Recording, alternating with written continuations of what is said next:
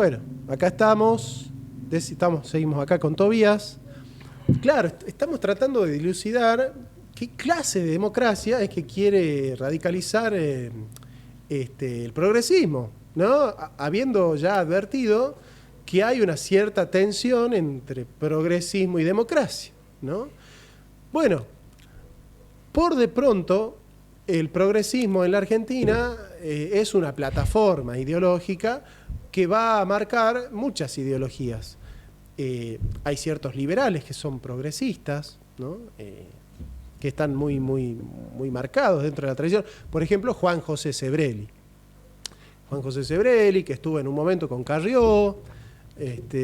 Bueno, él es un liberal progresista. Claramente en Europa esto de decir liberal y progresista es casi una tautología, porque todos los liberales en Europa son progresistas, ¿no? La gran contradicción en Europa es liberales versus conservadores. Acá el liberalismo enfrenta a la izquierda, por lo tanto, como la izquierda es progresista, algunos liberales son conservadores, que es algo sui generis acá en Latinoamérica. Pero, decía yo, ¿no? Bueno, ¿qué clase de democracia quiere hacer?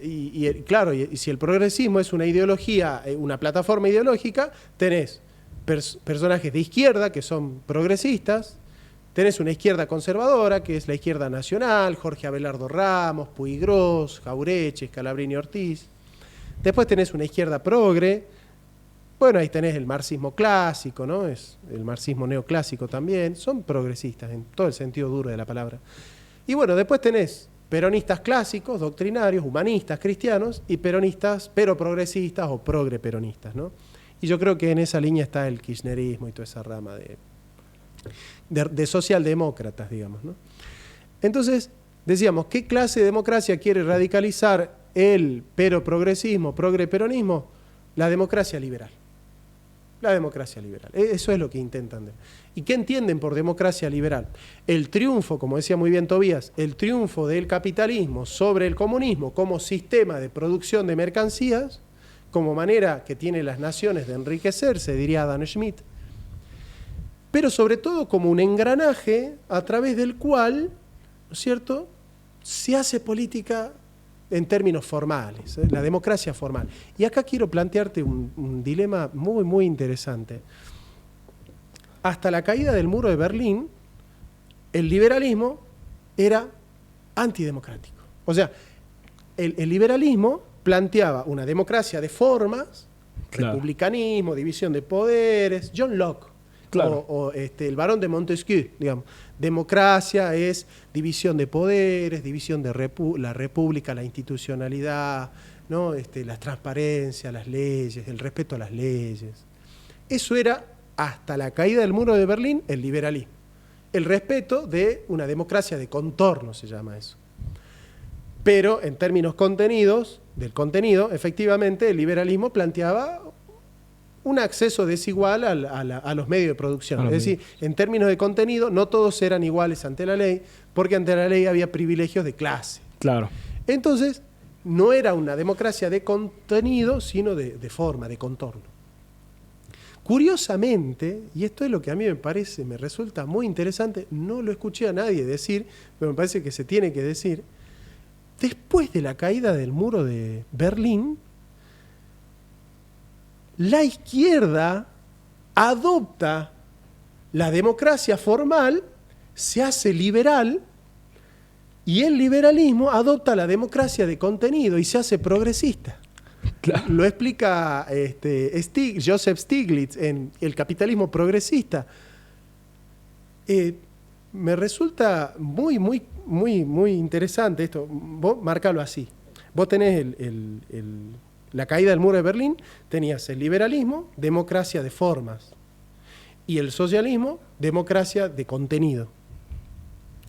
Llega la caída del muro de Berlín y el socialismo adquiere las formas del liberalismo, o sea, adquiere la democracia de formas, claro, y se hace progresista, ahí nace la nueva izquierda, y el liberalismo adopta la democracia de contenido y se hace progresista. Entonces, vos te vas a fijar que después de la caída del muro de Berlín, el progresismo está en la izquierda y en la derecha. Es como la ideología madre que de alguna manera unifica todas las plataformas ideológicas. Se convierte en la gran meta política. Es decir, en la actualidad entonces no podés hacer política fuera del progresismo. En términos de engranaje del sistema político, ¿no? ¿Es posible hacer política fuera del progresismo? Sí, pero en términos de aparato ideológico, aquella persona... A ver, lo pongamos así, Tobías, y ahí te dejo. Vamos a suponer que yo soy candidato, ¿no? Y sí, digo, no estoy a favor del matrimonio igualitario, no creo en el lenguaje inclusivo, las mujeres no van a abortar, Bueno, no me vota nadie casi, ¿no? Claro. O sea, en términos generales, está aceitado de esa manera el sistema político.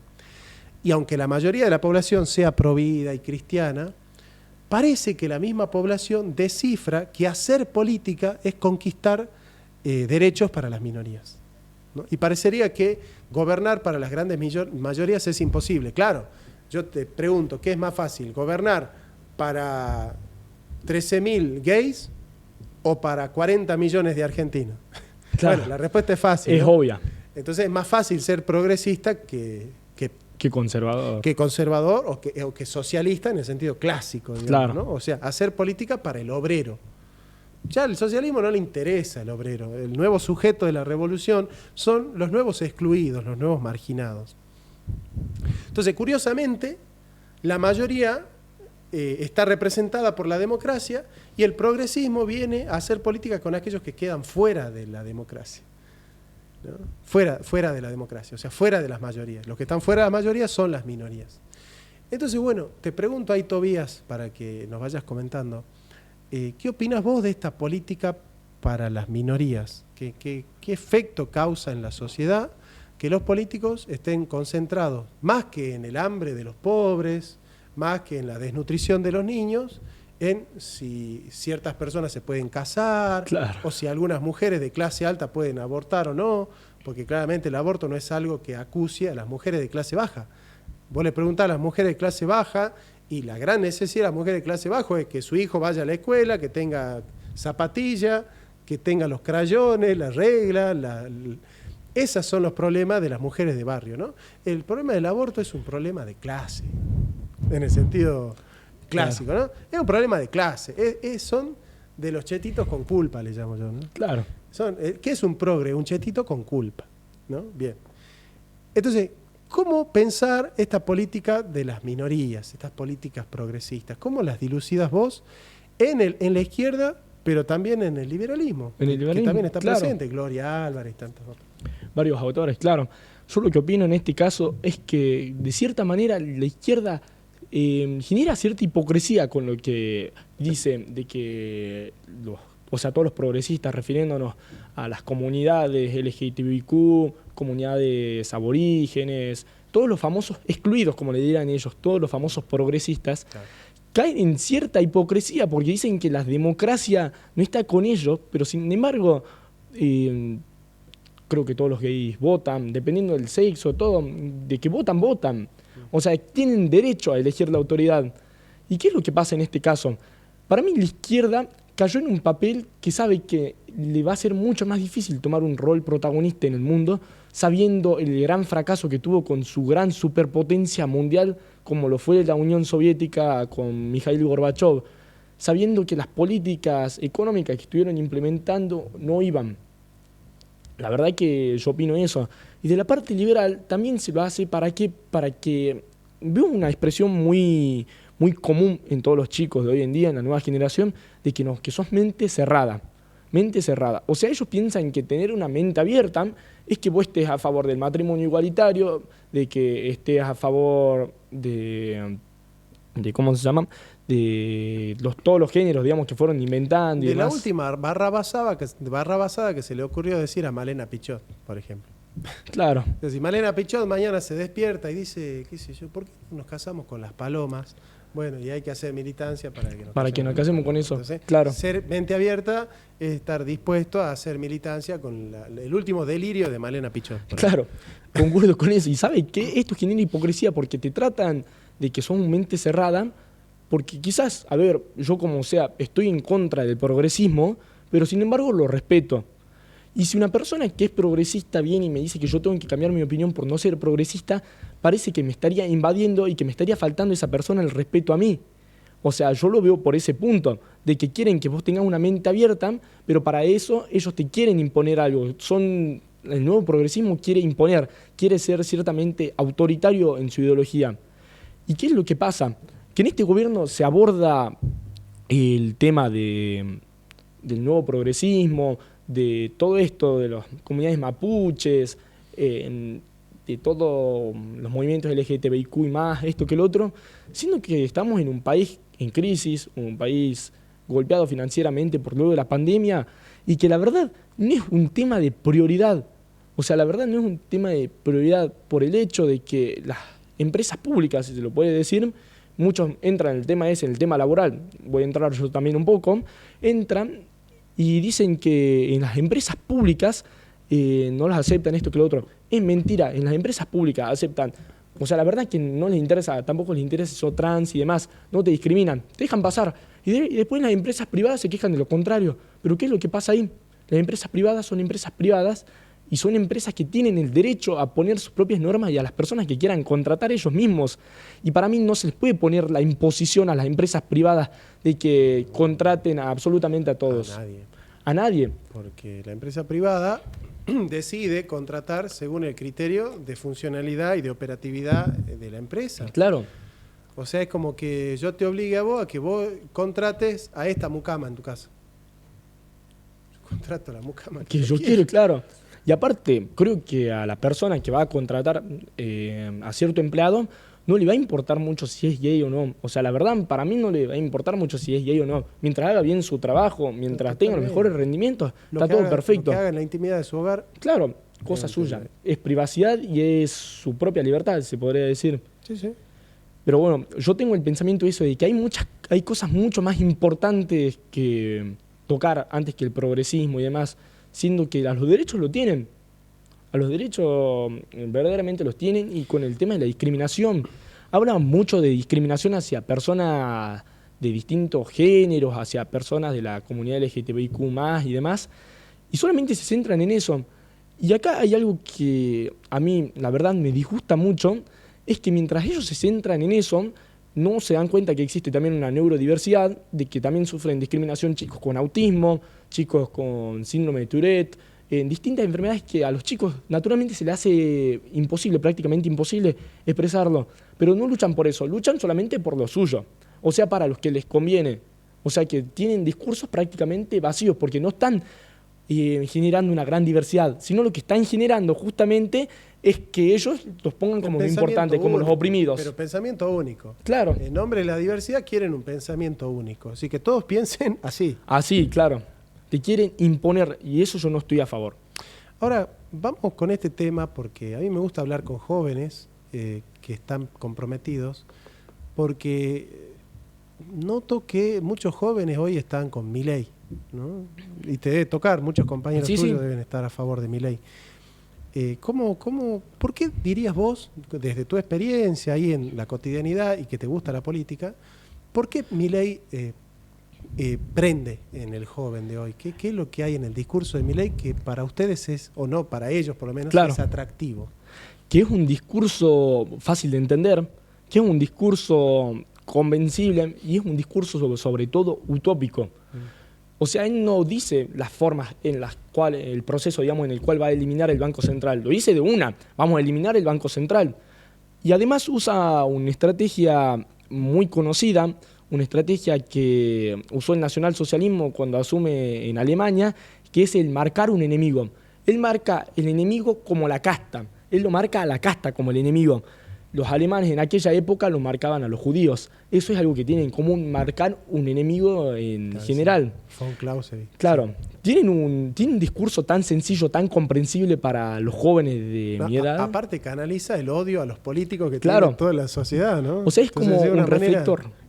Claro, es un reflector. O sea, a él le dan información por un lado y él refleja todo eso a través del discurso, de su apariencia, que es un personaje nuevo y demás. Pero lo que ven los chicos es eso, ven que él es la salvación de todo, que él siendo presidente va a ser absolutamente la salvación de todo. Yo en mi parte difiero de gran manera porque uno, primero, para ser presidente necesita apoyo en el Congreso, que él a día de hoy no lo tiene. Muy bien, muy bien. No tiene apoyo en el Congreso y el presidente no es un superhéroe, no es un superhombre en nada. Hay que recordar que en la Argentina tenemos 3 poderes, el ejecutivo, el legislativo y el judicial. Tenemos 3 poderes. Como caudillo. Claro, se presenta como un único. ¿Y qué es lo único que puede generar eso? Quizás me confundo, quizás no, un autoritarismo. Che, vamos ahí, nos metamos ahí un poquito, porque ciertamente esta idea del caudillaje es propio del populismo, ¿no? O sea, en términos formales, Milei y Chávez tienen la misma forma de hacer política. Síganme, ¿no? Yo soy el caudillo, yo soy el Mesías, yo soy el que los viene a salvar, ¿no? El Salvador. El Salvador, ¿no? Sí, Milei en cuanto a la forma de hacer política es chavista. Claro. ¿No? Que no me escuche ninguno de tus compañeros. Pero, generación. Claro, pero curiosamente parecería ser un populista, pero que lo que hace él es canalizar o catalizar el discurso que pega, ¿no? Que prende. Claro. Pero sin embargo se mete con temas que de alguna manera tienen cierta resistencia. Cuando se mete con la venta de órganos, menos polémico, pero también es polémico la libre portación de armas. ¿Por qué crees que sucede que podemos hacer inteligible a Milei como un neopopulista, al estilo de Trump, por un lado, antisistema político, anticasta política, donde parece que él vende, ¿no? el discurso que prende, pero por otro lado da discursos polémicos y muy disruptivos también. ¿Lo descifran ustedes a Milei como alguien dogmático del liberalismo o como alguien que dice lo que tiene que decir para ganar votos? Dice lo que tiene que decir sencillamente para ganar votos. Creo que lo podemos ver absolutamente todos. Y de que él en su discurso principal, porque estoy ubicándome en una línea de tiempo, a la mayoría de obviedades por las que la gente se prende, las dijo al principio, cuando empezó a tomar un rol ciertamente protagonista en la televisión argentina. Y sin embargo ahí como que prendió tal fanatismo que ves a muchos liberales que te quieren imponer de la manera que sea la ideología de Milei. Y sin embargo a día de hoy viene con esto de las ventas de órganos, la libre portación de armas, todo este tipo de cuestiones. Y sin embargo, el seguidor que tiene Milei es un seguidor ciertamente ciego, porque no se pone en contra de eso, incluso lo apoya. ¿Por qué? Porque él de alguna manera generó esa visión de que él es una especie de Mesías, un salvador de la Argentina, el salvador que nos va a salvar de todos los males, de la inflación, y que cuando él asuma de presidente todos los problemas de la Argentina se van a acabar de manera inmediata. O sea, eso es lo que plantea un discurso en común a la gente. Sí. Sí, y la hermana de Milei vendría a ser como la Evita, claro, ¿no? La que está ahí sosteniéndolo a un nuevo Milei, Perón, ¿no? se puede decir. Sí. Pero en tu generación, ¿no? ¿Hay kirchneristas? ¿Tenés compañeros kirchneristas? ¿Son muy pocos? ¿Casi nadie? El kirchnerismo, si se puede decir, por lo menos en el entorno social en el que yo estoy, de chico, se lo toma como mala palabra. Se lo toma como mala palabra y ciertamente si alguna persona dice soy kirchnerista, levanta la mano y dice no, yo soy kirchnerista, yo opino distinto, puede ser motivo de discriminación, de marginación y demás. De burla. Claro, de burla. Bien. Y bueno, macristas debe haber. No sé si macristas, pero sí que apoyen, digamos, a lo que es el sector de Juntos por el Cambio. O sea, el personaje que ellos pongan, ellos lo apoyan. Conservadores o liberales que circunstancialmente votan. Claro. Que están en base acorde a la situación. Sí, bueno, el macrismo como ideología no existe. Claro. ¿Dónde están las 20 verdades del macrismo, digamos, no? No existen, ¿no? O las 20 verdades del kirchnerismo. Tampoco. No, existe la doctrina liberal, la doctrina socialista y la doctrina peronista. Claro. Ahí está. Ahí eso está. Es. Listo. Vos podés ser un liberal definido, Milei, te guste o no, es definido. Es definido, claro. Y un liberalismo indefinido. Qué sé yo, Macri, Patricia Bullrich. Después tenés, bueno, qué sé yo, para mí Larreta es socialdemócrata, ¿no? Sí. Pero la socialdemocracia también es una izquierda indefinida. Y después tenés una izquierda definida, que es el Partido Obrero, que Partido es Obrero. bien definida, Pitrola, Altamira, ¿no? Eso es una izquierda bien definida, y una izquierda indefinida, que es el kirchnerismo, Santoro, qué sé yo. Que están en una ¿Cómo se delgada llama línea. la pibita esta, la kirchnerista? Esta, la Ofelia joven. Fernández. Ofelia Fernández, es una izquierda Claro. indefinida, ¿viste? Para mí Grabois es una izquierda indefinida. Entonces yo digo, y qué bueno sería que vuelvan las ideologías definidas. O sea, yo si va a ganar una izquierda, que sea una izquierda definida. Un Claro. marxista de lucha de clase, de revolución armada, de negación de la propiedad privada. O sea, que sigan el pensamiento marxista. Claro. Si va a venir entonces yo digo, bueno, en todo caso, la izquierda definida, el Partido Obrero. Chao. Peronismo definido, para mí, es Guillermo Moreno. La verdad que sí, concuerdo. Principios y valores. Guillermo Moreno tiene un proyecto peronista, tiene doctrina peronista, presentó un programa con un plan de económico peronista, que yo no he visto a ningún otro político que presente un plan de económico. Lo presentó, está escrito, hay un libro con el plan. Y tenés la derecha definida, el liberalismo definido, ¿no es cierto?, que es Javier Milei. Esta política de frentistas, ¿no? El Frente de Todos, Juntos por el Cambio, me parece que lo que hace es desdibujar estas luchas doctrinarias, claro, estas luchas conceptuales, en aparatos de poder. Son aparatos de poder. Y lo que tienen los aparatos de poder, que son un corleonismo, que lo único que hace es juntar votos. Claro. Juntar votos. O sea, Larreta incluso es votado por muchos socialistas. Porque sí, Larreta tiene discurso socialista, discurso socialdemócrata. Yo para que, si puedo dar un ejemplo en base a eso, para que lo entienda la gente, todos los televidentes que nos deben estar viendo, en las épocas de antes, me refiero al siglo pasado, era o pera o era manzana. No se mezclaban pera con manzana, era una cosa o la otra. A día de hoy te hacen una ensalada de frutas con todo. O sea, podés tener un peronista que sea de cierta manera liberal, sí, pero que apoya a la izquierda. O sea, es todo, son todos cables conectados y toda una ensalada de fruta bastante grande. Le ponen tomate a la ensalada de fruta. Claro, le ponen incluso tomate. O sea, cosas que nada que ver, cosas que nunca fueron antes, digamos, factibles en la historia, a día de hoy se le hicieron. Y encima, el político a día de hoy no se define ni como, las excepciones de Javier Milei, Nicolás del Caño, Castañera, Manuela Castañera y demás, que sí se definen, o sea, me refiero a esos partidos, pero los partidos más ciertamente populares o votados de la Argentina, como lo son Juntos por el Cambio y Frente de Todos, no se definen ni por una ni por la otra, no, porque aparte saben que no les conviene. No. Es más, Alberto Fernández puede resultar el más liberal de todos cuando dice, por ejemplo, los precios en el mercado, los salarios en paritarias. Claro. ¿No? Porque el mismo Perón decía, los precios suben por el ascensor y los salarios por la escalera. Entonces, Perón se da cuenta, ¿no? Ese es. Alberto Fernández habla de una economía social de mercado. Bueno, eso es neoliberalismo. Neoliberalismo. O sea que Alberto Fernández es un neoliberal con contorno socialista y mente de progresista, ¿no? Es rarísimo, es algo... Una ensalada de fruta bastante rara. Es sui generis Alberto Fernández en eso. Claro. ¿No? O sea, es pollo de caballo con ideologías kirchneristas y una plataforma peronista, ¿no? Claro. O sea, esa ensalada de fruta la agarra... Yo soy de un peronismo liberal de izquierda. A esa ensalada de fruta le agregaron zanahoria y cebolla. O sea, uno no entiende. O sea, son cosas que no van. Como decimos, no es ni chicha ni limonada. Ni chicha ni limonada, claro. Después tenemos Cristina, un peronismo que parecería ser un peronismo clásico, vieja de guardia de hierro, ¿no? Ella decía, el peronismo es con Perón, decía, ¿no? Ella estaba en contra de la izquierda peronista. Néstor también.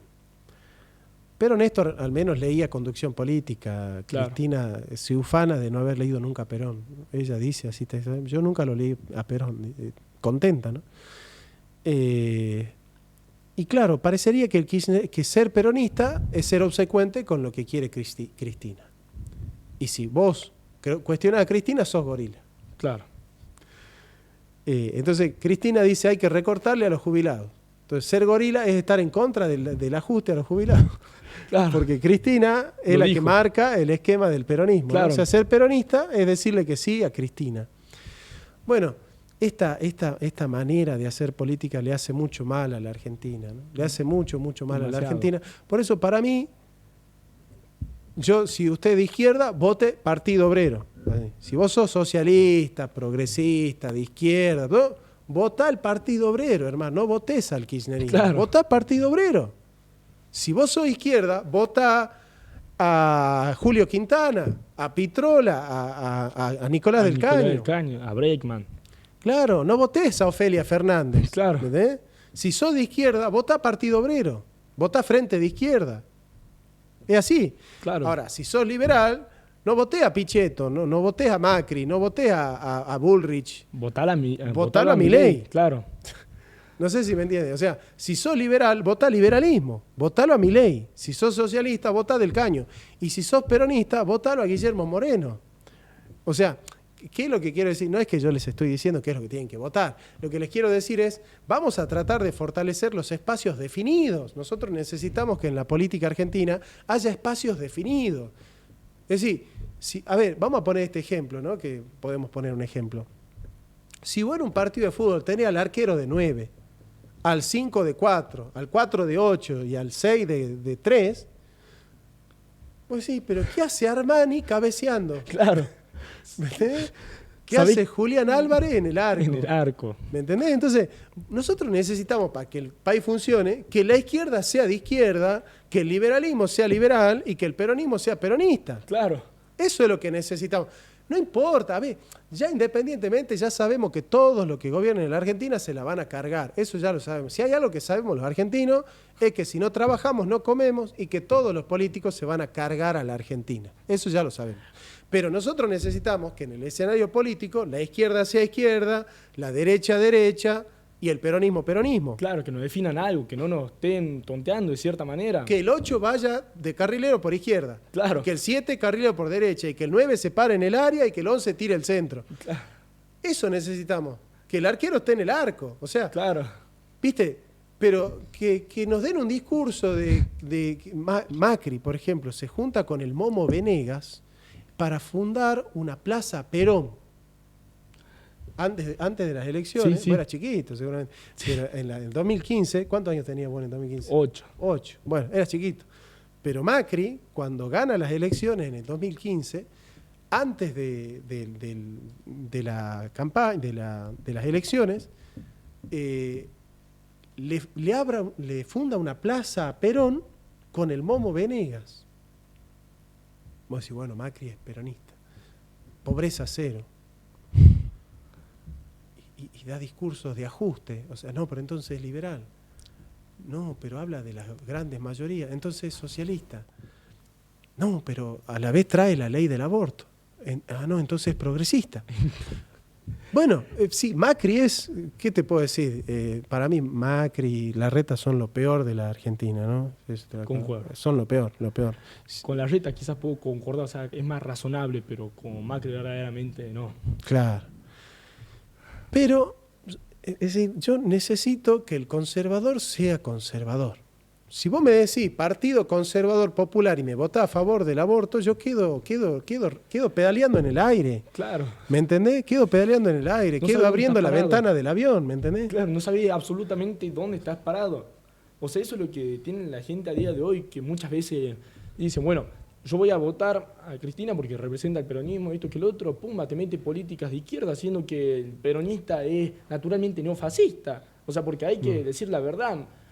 Perón va de la escuela militar, hace un viaje a Italia en el año 1936, se educa con Mussolini, viene encantado con esa ideología y le implanta después cuando era ministro de Trabajo en el gobierno de Farel, en el golpe de Trabajo Estado. y previsión. Claro. De Farrell. Sí, aunque después hay una clara viraje hacia el humanismo cristiano, Claro. ¿no? Pero bueno, Fue cambiando en base a las necesidades de la gente. el peronismo está marcado, ¿no? por una cierta tendencia, aunque claramente la doctrina peronista no es estatista, el gobierno de Perón fue estatista en muchos aspectos, ¿no? Claro. Por eso el cura Benítez le decía a Perón, bueno, usted no es peronista, ¿no? Puede suceder eso. Pero bueno, hay una crisis del sistema político. Nosotros, es más, yo tengo una propuesta para hacerles. Una propuesta que se me ocurrió con Guillermo haciendo la gira a Chile. Se nos ocurrió una propuesta que la podemos presentar, ¿no? Vamos a presentar un proyecto según el cual en la democracia se vote a favor y en contra. Porque hablaba con mi papá y le decía, ¿vos a quién vas a votar? Yo a nadie, ¿por qué? Pues no lo quiero a ninguno. Y si existiera el voto en contra, sí, si existiera el voto en contra, yo voy a votar en contra de Macri, dice. Claro.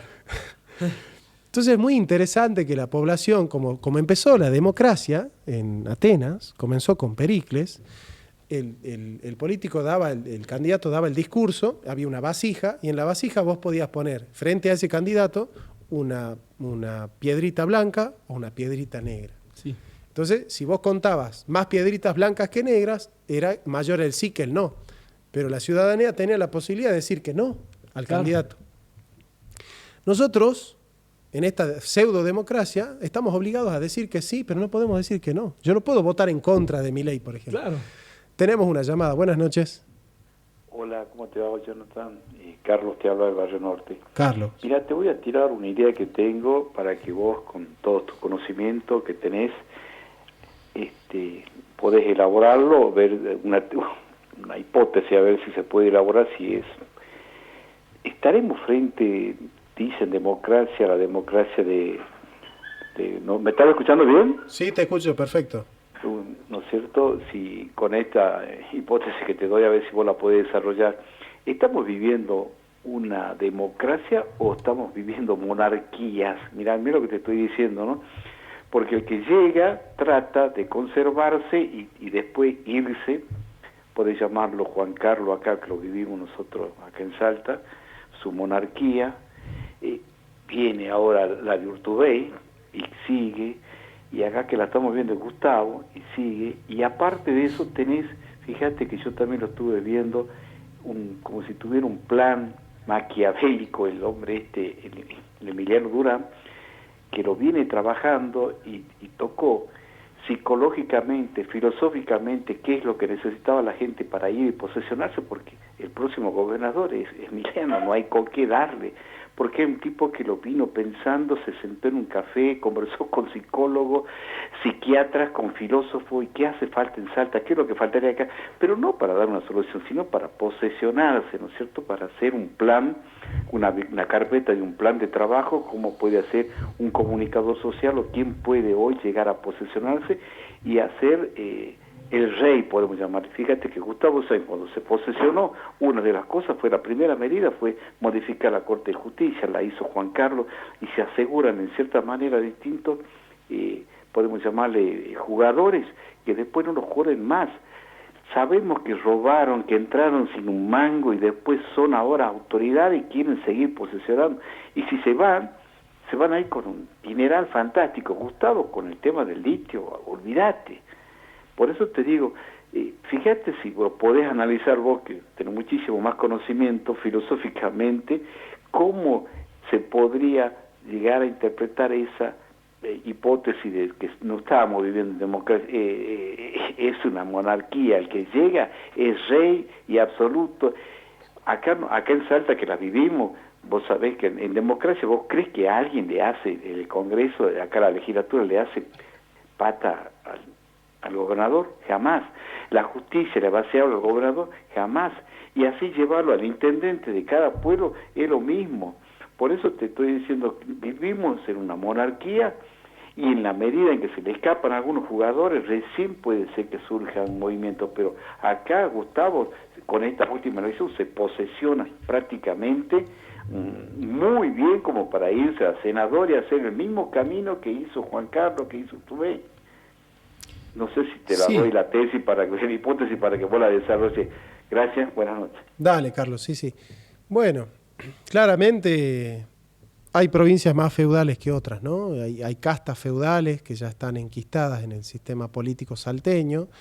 Yo creo que el concepto de casta política en Salta cabe muy bien en este sentido, ¿no? El romerismo, los Romero Boys, Urtubey, la casta de Urtubey, la casta de Gustavo Sáenz. Yo creo que una de las curiosidades del PJ en Salta es que es el partido de la oligarquía política, ¿no? El PJ es el partido de la oligarquía política. Cuando digo el PJ, no como partido, sino como estructura de poder, ¿no? Es decir, no se puede gobernar en Salta fuera del peronismo. Es algo impresionante, ¿no? Claro. Yo veía a Gustavo Sáenz y a Betina Romero cantar la marcha peronista. No se sabe en la marcha peronista. No se sabe en la marcha peronista. ¿Qué le pasa a Gustavo que no sabe la marcha peronista? Es decir, nosotros que estuvimos 1000 años en el PJ, que estuvimos en miles de eventos del PJ, siempre se canta la marcha. O sea, ¿qué hacía Gustavo cuando se cantaba la marcha? ¿Se estaba mandando mensajes con la novia? ¿Qué hacía? Bueno, y eso dice mucho, ¿no? Dice mucho de lo que es, ¿no?, el maroquismo acá en Salta, ¿no?, las políticas de Marocco, que está muy a la merced de las orientaciones de Alberto Fernández, presidente del PJ, que prohibía cantar la marcha peronista, ¿no? O sea, hay un tema ahí con la marcha. Es decir, si hay un peronista que no se sabe la marcha, usted desconfíe profundamente de esa persona. Desconfíe de los valores de una persona que se dice peronista y que no conoce la marcha peronista. Como también hay que desconfiar profundamente de un marxista que nunca ha leído a Marx, ¿no? Claro. O de un cristiano que nunca leyó la Biblia. Son cosas que, bueno, que hay que empezar a desconfiar sanamente de algunas cosas, ¿no? Bueno, Tobías, para ir cerrando, contanos, ¿cuáles son, crees vos, las necesidades que tiene la juventud? En la juventud que vos ves, la juventud de Salta, Claro. ¿Cuáles son las necesidades que tiene la juventud, las necesidades políticas? ¿Qué demandas le hace el joven al sistema político? Piden más aceptación. La verdad que yo no sé a qué tipo de aceptación se refieren. La verdad que incluso a mí me deja en duda. Buscan más derechos, que incluso ya lo tenemos todos. Tenemos muchísimas libertades, tenemos bastantes cosas que nos favorecen. La ley incluso nos favorece a nosotros contra los mayores de edad. La verdad que no sé qué parte buscan por ahí. Pero ¿saben qué estaría bueno que verdaderamente se le dé a esta juventud? Una estructuración de ideas, que le pongan en la cabeza que las cosas son así de esta manera y de que el de izquierda es de izquierda, el de derecha es de derecha, el conservador es conservador, el liberal es liberal y así. Y de que les enseñen por usted, que es un grandísimo profesor, a que no se mezcla en la ensalada de frutas, que no se mezcla en la ensalada de fruta, o que sos pera, sos tomate, sos banana o sos kiwi. Claro. Platón decía, no es lo mismo una mezcla que un entrevero, ¿no? Claro. Entonces, no hagan una combinación, un sancocho. Bueno, Tobías, muchas gracias por habernos Muchas acompañado. gracias a vos por haberme invitado, a vos y a Ana. Gracias a todos ustedes, amigos. Nos vemos el próximo jueves con más Hasta luego. filosofía y metapolítica.